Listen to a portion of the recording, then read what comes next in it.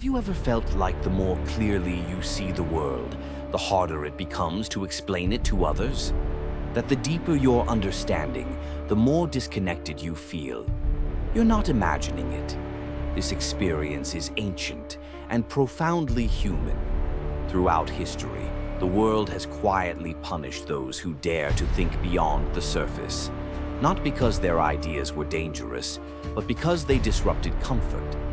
Philosophers, visionaries, and independent thinkers, from Hypatia to Kierkegaard, have all faced suspicion, exile, or worse.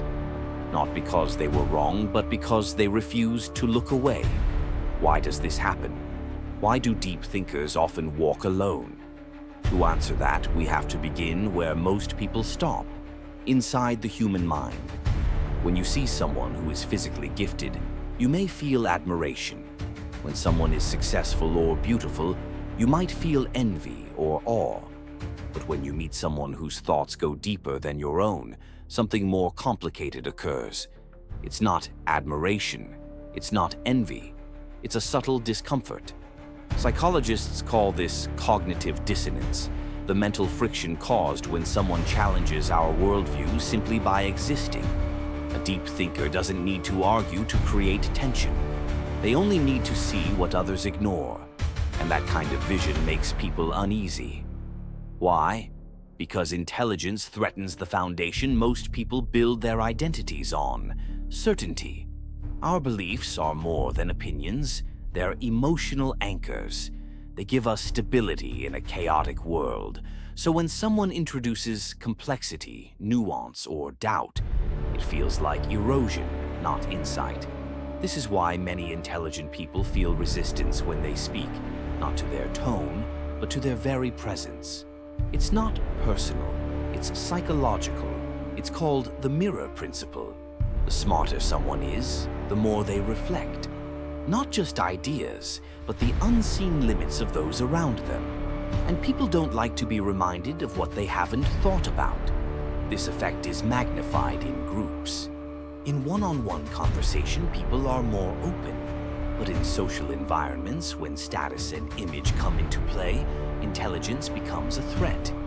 Studies in behavioral neuroscience show that when someone feels intellectually outmatched in a group, the brain's fear and defense systems light up, not because of danger, but because of exposure. The presence of a deep thinker makes people feel vulnerable, and humans have evolved to mask vulnerability at all costs. This explains why in classrooms, meetings, or social gatherings, the loudest voice often belongs not to the wisest person, but to the most confident one. In public, certainty is currency, and deep thinkers trade in questions, not answers. This mismatch between social instinct and intellectual depth is why thinkers often feel out of place. They're playing a game that was never designed for nuance. But the story goes deeper. Our society doesn't just resist intelligence, it avoids it. Not in science or technology, but in everyday life. Social media, advertising, and entertainment reward simplicity, emotion, and repetition. Thoughtfulness? Not so much. Platforms are designed to engage, not enlighten. They push content that confirms our beliefs, not questions them. As a result, voices that challenge the norm are often drowned out by those that echo it. This isn't accidental. It's algorithmic. The modern world has made it harder, not easier, for deep thinkers to reach others. And in a culture that prizes relatability over originality, those who speak truth often sound strange. Consider the philosopher Émile Cioran. He once wrote that the more he understood the world, the less he wanted to participate in it.